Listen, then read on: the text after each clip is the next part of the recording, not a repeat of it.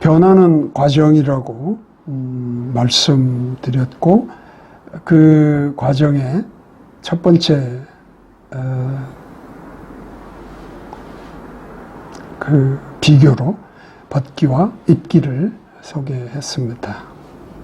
이제 그 변화가 과정이라고 하는 것을 두 번째 내용으로 좀 비교해 설명할 수 있는 것은 기도와 행동입니다. 우리는 기도를 믿는 자라면 기도는 필수적으로 우리들이 행하고 있고, 마치 기도하는 것이 우리의 신앙생활의 전부라고까지 생각하는 사람도 있다고 저는 알고 있습니다. 그런데 그 기도라고 하는 것을 기도하는 것으로 신앙생활의 전부를 삼게 되면 그것은 성경에서 말하는 기도의 의미하고는 조금 다른 것이 있습니다. 기도란 우리가 잘 아는 것처럼 하나님과의 교통, 소통하는 일이고, 또 우리는 그 기도를 통해서 하나님의 음성을 들으며 하나님의 뜻을 행해 가게 되는 거죠. 그게 기도의 본질이라고 봅니다. 그러니까 기도란 내가 어떻게 믿음의 행위를 할 수 있는지에 대한 하나님의 지시라고 볼 수 있겠죠.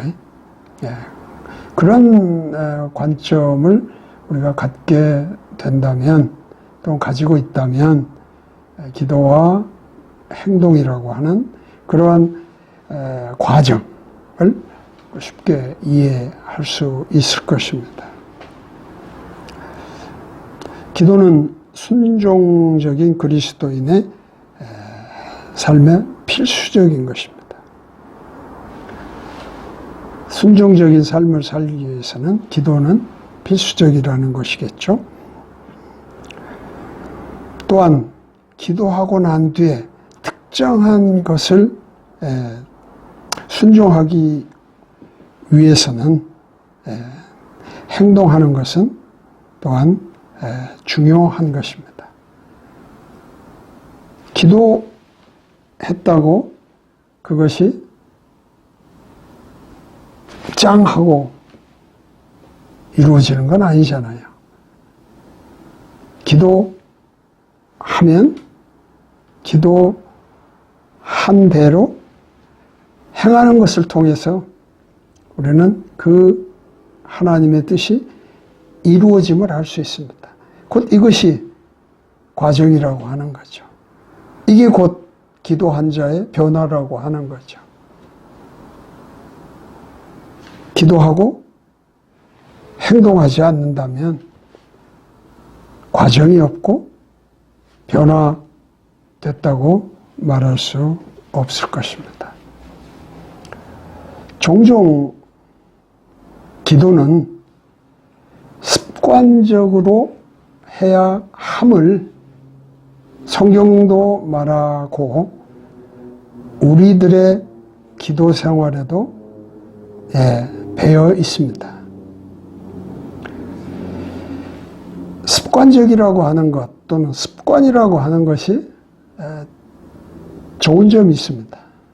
그러나 습관이라고 하는 것은 또한 단점도 있는 것이 사실입니다.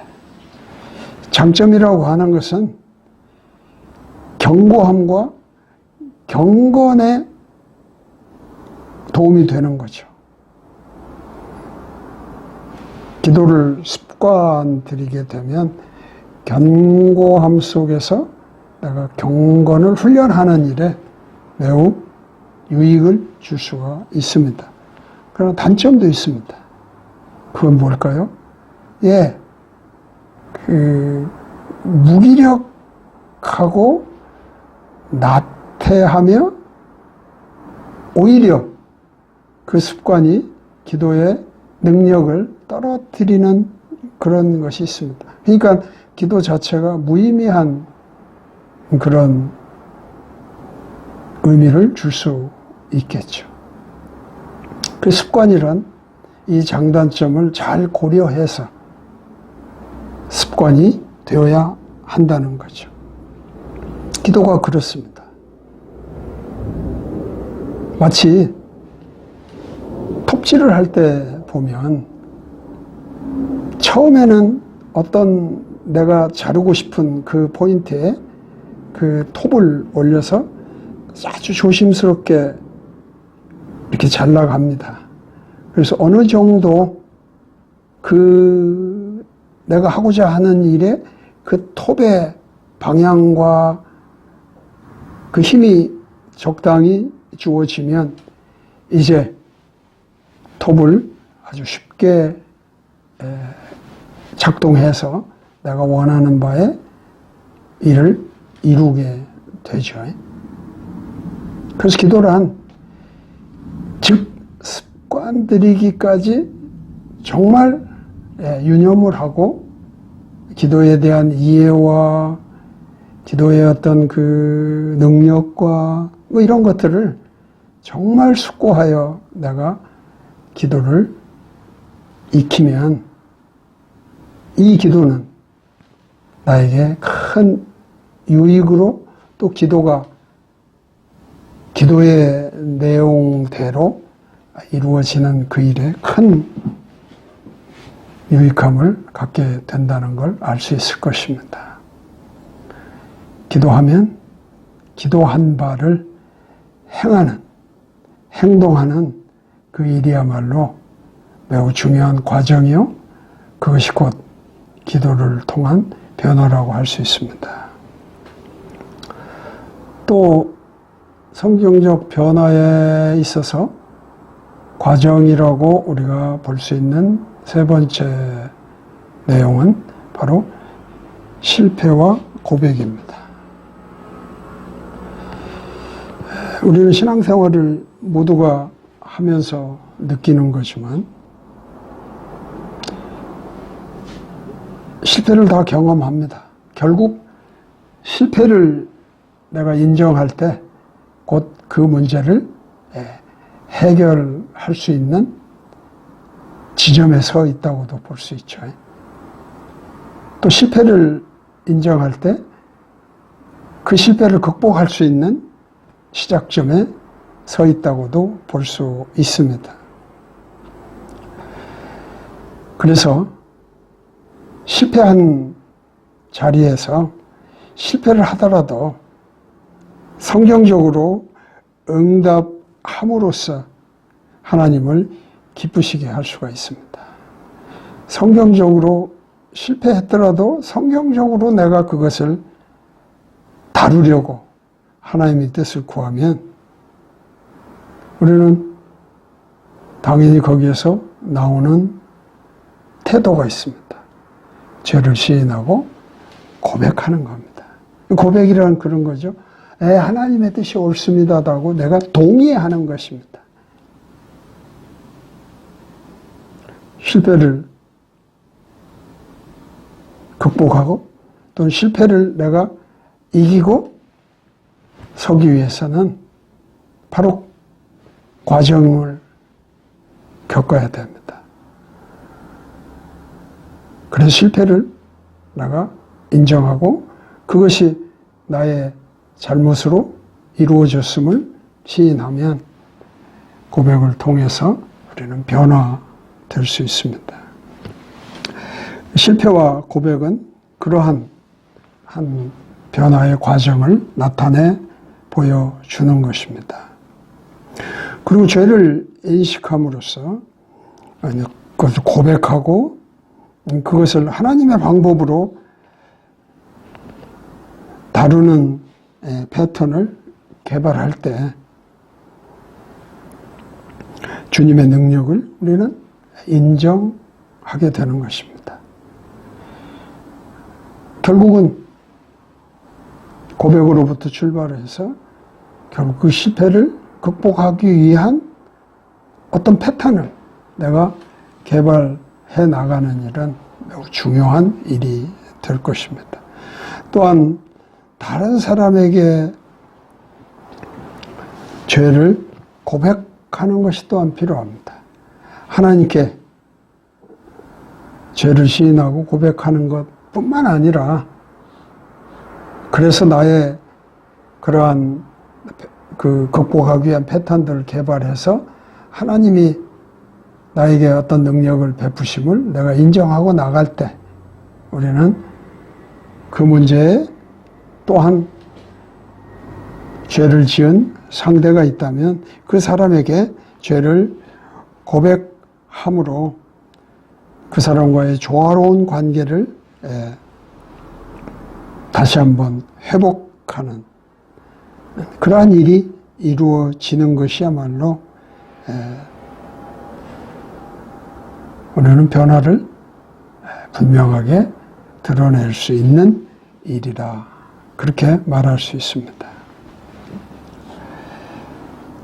이런 성경에 어떤 그 권고가 있음에도 불구하고 만일 여러분이 성경적으로 변화하기를 거절한다면 그 결과로 여러분은 더 위험해, 더 나쁜 것에 빠질 수밖에 없습니다. 결국 우리가 실패를 극복함으로써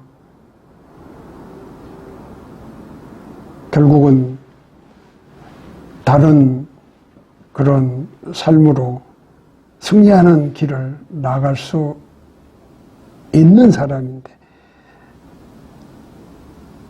이런 변화의 과정을 성경이 말씀하고 있는 대로 우리가 실천, 즉 하지 못함으로 말미암아서 더 위험에 빠지는 일은 없어야 할 것입니다.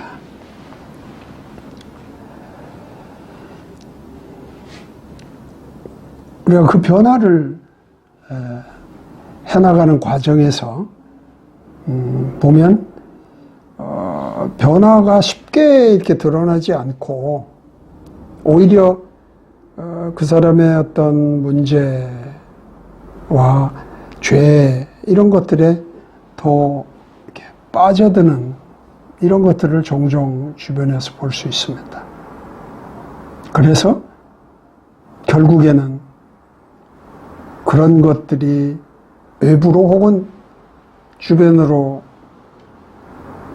저 사람 문제인데? 저 사람 뭐 죄에 빠졌네? 뭐 이런 식으로 드러날 수 있는 하나의 상태가 되는 것을 볼 수 있습니다. 그건 곧 어떤 신체적인 손상을 입었다고 누구나 판단할 수 있는 그런 모습을 우리가 볼 수 있는데 이거는 우리의 사회생활에 우리의 신앙생활에 상당히 큰 그 장애를 일으키는 그런 모습이죠. 신앙생활에서도 우리는 그런 것들을 많이 봅니다. 그래서 영적인 어떤 상태에서 그런 문제들을 잘못 다루는 경우들도 많이 있습니다. 그래서 이 지금 생각하고자 하는 것은 믿는 자가 어떤 신체적인 손상을 입었다고 하는 것에 대한 바른 이해를 좀 해볼 필요가 있습니다. 물론 성경적으로 우리가 바른 행위를 해 간다면, 즉, 뭐 잘못됐으면 새롭게 변화해서 새롭게 나아가는 이런 변화들을 계속 가지고 가는 이런 사람들은 뭐 그런 어려움들을 그렇게 뭐 심각하게 다룰 필요는 없을 것입니다. 그러나 믿는 자인데도 그의 신앙생활에 그런 좋지 않은 어떤 모습들을 우리가 보게 되면 어떻게 문제를 다뤄야 하나 우리는 서로 걱정을 많이 합니다. 그래서 생각을 해보면 성경적으로 바른 행위들을 통해서 살아가는 사람들은 그냥 문제가 설령 있어도 죄를 지었어도 그것을 하나님에게 맡겨 잘 해결해 간다고 보고, 그렇지 않는, 다시 말하면 비성경적인 행위로 말미암아 나타난 그런 문제들에 대해서 좀 생각하지 않은 겁니다. 영적으로 건전하고 건강한 삶이 아닌 잘못된 어떤 그런 삶을 사는 사람을 비성경적 행위를 하는 사람이라고 보자는 거죠. 행위는 생각하고 말하고 행동하는 것을 말하는데, 이 자체도 이 세 가지의 어떤 영역들이 합쳐서 행위라고 표현은 되고 있지만, 여기서도 좀 구분할 필요가 있죠. 비성경적인 어떤 생각들을 가지고 살아가는 사람들의 어떤 결과가 있고, 또 비성경적인 행동과 말과 행동으로 살아가는 사람이 어떤 결과도 있을 것입니다. 그 결과가 밖으로 보이지 않는 내면에 있는 것들은 우리가 또 내면대로, 내면에 있어서 보이지 않는 것까지 다루는 것을 한다 하더라도, 우선은 우리가 다뤄야 할 필요가 있는 것은 그러므로 말미암아서 그 사람이 가진 어떤 신체적인 손상, 단순하게 말하면 병을 얻었다, 뭐 이렇게 우리가 본다면, 또는 뭐 사고를 당했다 이렇게 본다면, 그 관계는 어떻게 될 것인가? 비성경적인 생각을 가지고 살아가는 사람은 비성경적인 말과 행동을 가지고 살아가는 사람과 상호 영향을 줄 수 있습니다. 즉, 비성경적인 생각과 비성경적인 말과 행동은 상호 영향을 줍니다. 비성경적인 생각을 가지고 살아가는 사람의 결과가 신체적인 손상으로 귀결이 될 수 있겠죠. 또 마찬가지로 비성경적인 말과 행동을 하는 사람이 그 결과로 신체적인 손상에 귀결되는 경우도 있습니다. 아니, 그렇게 될 것입니다. 적당한 시점에 비성경적인 생각을 멈추거나 비성경적인 말이나 행동을 멈추어 새롭게 되는 과정이 없다면 결과는 신체적인 손상으로 이어지게 될 것입니다. 그래서 우리는 신앙생활을 하는 중에 그런 신체적인 손상을 입은 사람들에 대해서 질문이 많습니다.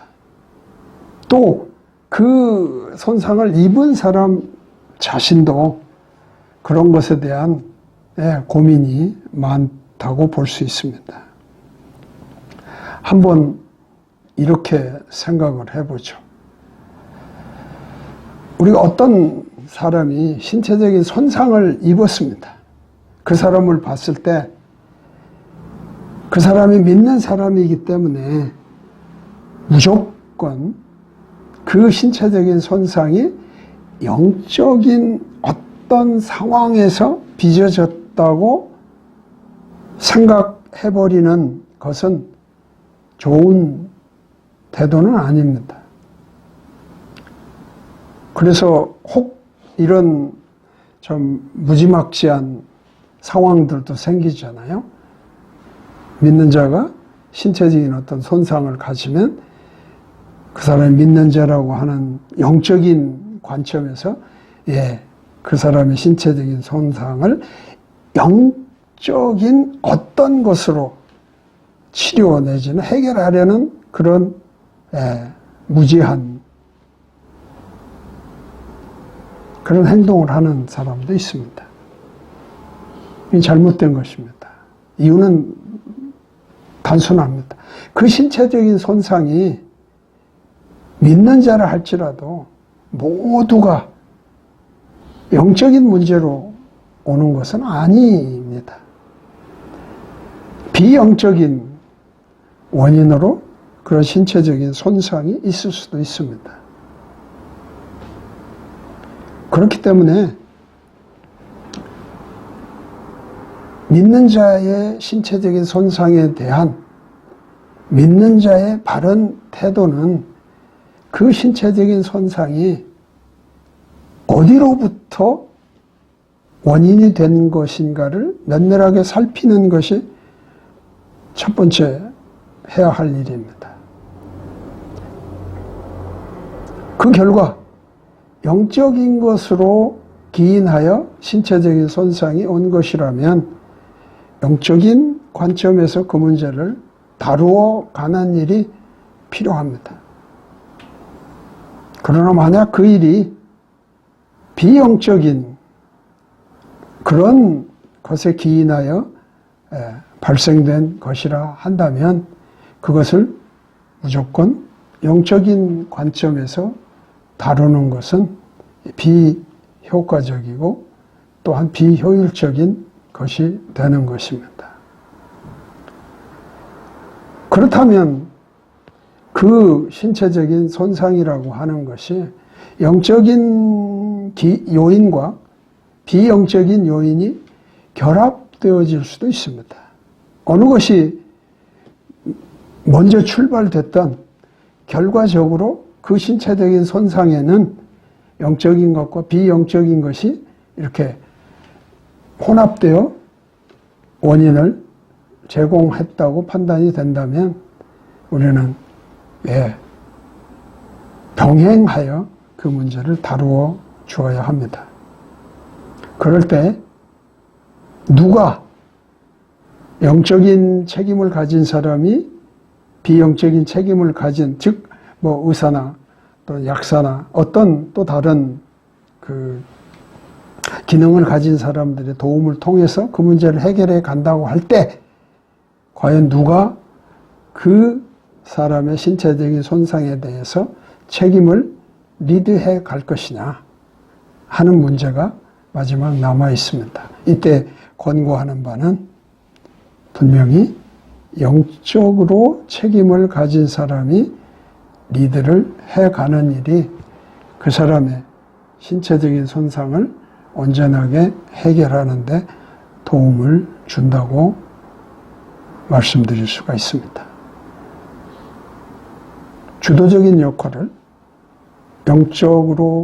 영적인 것으로 책임을 가진 사람이 기획하고 그 치료들의 과정들을 좀 이끌어가는 일이 꼭 필요하다는 얘기를 말씀드리도록 하겠습니다. 변화는 과정입니다. 벗기와 입기가 있는 것처럼 기도와 행동이 있고 또 실패와 고백이 있는 뚜렷한 어떤 과정을 통하여 우리의 문제들을 해결해가는, 즉 변화가 일어나는 이런 것들을 우리가 살펴봤고요. 그렇다면 벗기에는 어떤 원리를 우리에게 말하고 있는지 원리 28번에서 보도록 하겠습니다. 옛 제약된 습관들을 벗기 위하여 당신은 하나님의 말씀의 빛 아래서 당신의 삶을 조사함으로 그 죄의 습관들을 먼저 찾아내야 합니다. 일단 당신의 삶 삶에서 죄악들이 구체적으로 찾아진다면 당신은 그것들을 회개하고 그리고 고백하고 즉시 그것들을 벗어버려야 합니다. 변화라는 것은 changing, 변화하는 것이라기보다는 changed, 변화되는 것입니다. 이게 수동형이죠. 왜냐하면 하나님으로부터 그 변화가 출발되고 그것을 받아서 내가 이루는 일이기 때문에 디모데후서 2장 22절에 보면 바울이 디모데에게 말합니다. 또한 내가 청년의 정욕을 피하고 도망하고, 젊은 디모데가 그 교회에서 겪을 굉장히 어려운 포인트 중에 하나가 젊은이가 갖는 어떤 그런 정욕적인 그런 태도를 지적하고 있습니다. 이 정욕을 피하고 그 정욕의 어떤 행위에서 도망하고 뭐 그런 뜻이죠. 변화되어야 합니다.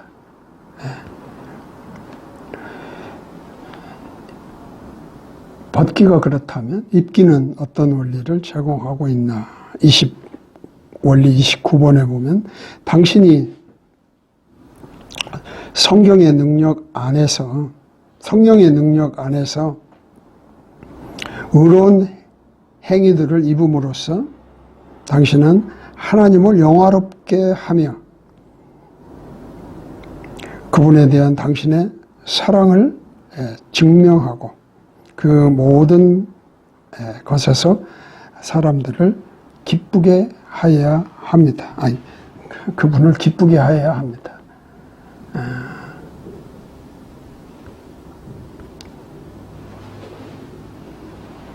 이것을 입지 않으면 또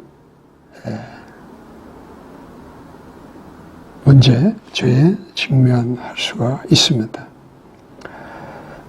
앞에서도 이 얘기를 했지만 우리가 입기를 할 때 종종 벗기가 쉽게 이루어지는 때가 있습니다.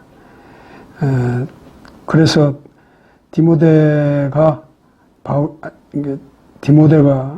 그 사역자로서 교회에서 감당해 갈 때 바울이 권면한 아까 디모데 후서 2장 22절에서도 보았지만 너의 정욕을 피하고 쉽지 않죠. 그걸 피하려고 애쓰다가 다른 일을 못하여서 피하지 못하는 이런 일이 생길 수 있습니다. 그럴 때는 그것을 쉽게 하기 위해서는 오히려 디모데후서 2장 22절 후반절에 얘기하는 것처럼 깨끗한 자들과 함께 정말 신앙생활에 매진하는 그 일이 더 중요하다는 것입니다. 그렇게 함으로써 정욕을 피하는 효과를 갖게 된다는 거죠.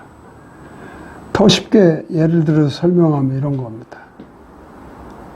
무서운 어떤 광경을 보고서 그것이 머리에서 연상되고 지워지지 않아서 늘 고통받는 사람이 있다면 그 무서운 것을 없애라고 아무리 해도 없어지지 않습니다. 그냥 눈만 감아도 떠오르고 어떤 광경만 보면 그게 연상이 돼가지고 더 두려움을 느끼고 이런 사람이 있을 때 그것을 머리에서 기억에서 지우기 위해서 어떤 것을 하면 좋을까? 바로 평화로운 아름다운 그런 광경을 거기에 입히면 되는 거죠. 그러면 벗어야 될 그 무서운 경험을 지울 수가 있습니다. 늘 그러는 건 아니지만 그런 것도 벗기와 입기의 한 방법으로 성경은 제시하고 있습니다. 여기에는 하나님이 매우 우리들의 구체적인 모습을 들춰내는 바도 있습니다. 아니 이게 없어지지 않아서 내가 새로운 것을 받아들이기 어렵습니다.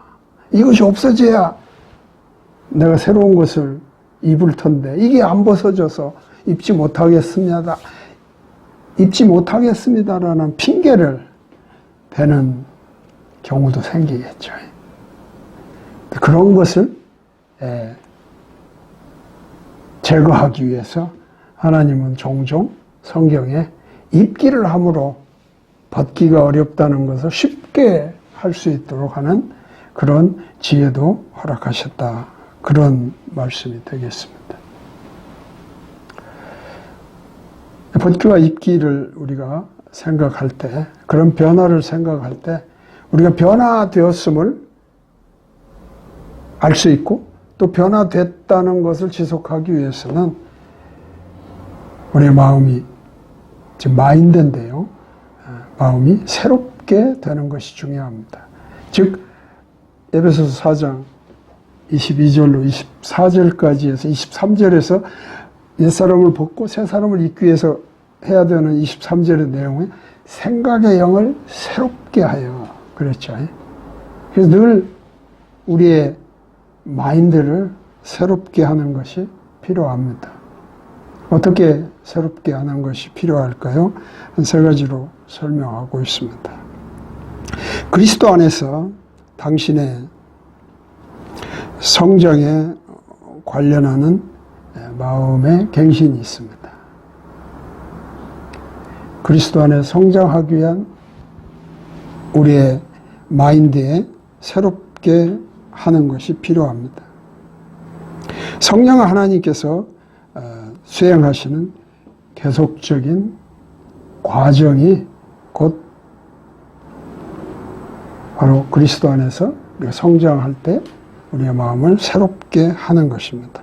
골로새 3장 10절에서 보면 하나님의 지식에까지 새로워지는 일이 중요하다고 가르치고 있습니다. 또 두 번째는 당신의 개인적인 책임과 관련하는 마음의 갱신.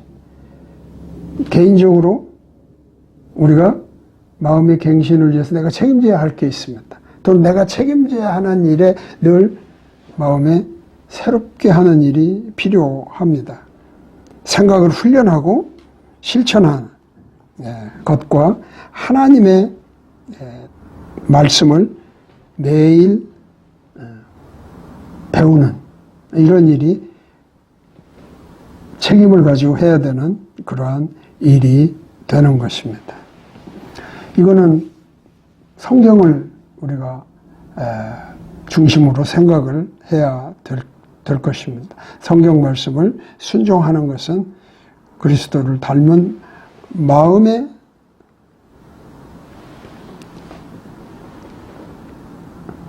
성장을 촉진시키는 일입니다. 성경 말씀 중요합니다. 성경 말씀이 문제를 우리가 다루는 데 있어서 가장 권위 있는 일이기 때문에 이것을 우리가